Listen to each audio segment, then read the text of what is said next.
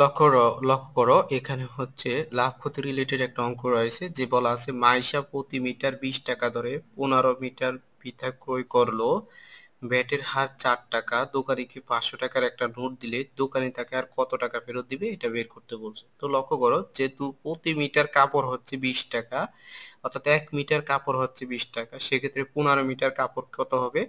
দেখো 15 মিটার কাপড়ের ক্রয় মূল্য হবে আরো বেশি, অর্থাৎ এই 20 গুণ হচ্ছে 15 টাকা হবে। 20 গুণ 15 টাকা।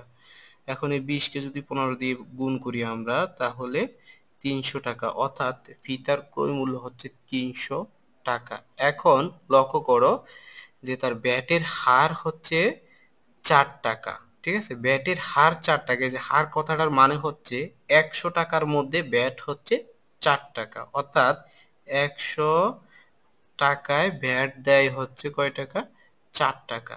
সেক্ষেত্রে আমার 1 টাকায় ভ্যাট হবে আরো কম, তাহলে কম হলে আমরা জানি ভাগ, সেক্ষেত্রে এটা হবে ডান পাশে যে সংখ্যাটা থাকে সেটা উপরে, আর এটা হবে 100 হবে নিচে।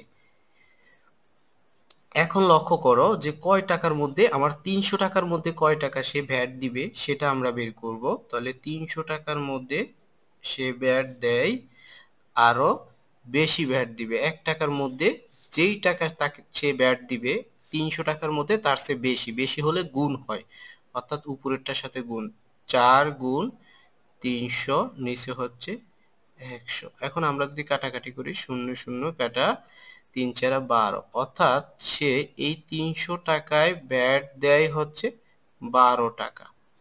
অর্থাৎ ব্যাট সহ ফিতার ক্রয় মূল্য তখন কত হয়ে যাবে? 300 যোগ 12 ইকুয়ালস টু হবে 312 টাকা।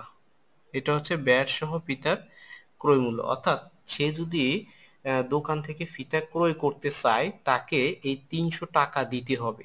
তো সে দেখো 500 টাকার একটা নোট দিছে দোকানিকে, সেক্ষেত্রে ফিতার মূল্য হচ্ছে 312 টাকা, তাহলে দোকানি তাকে ফেরত দিবে কয় টাকা?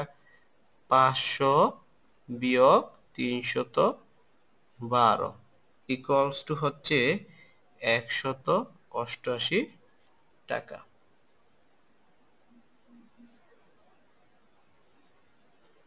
এই টাকা দোকানি তাকে ফেরত দিবে।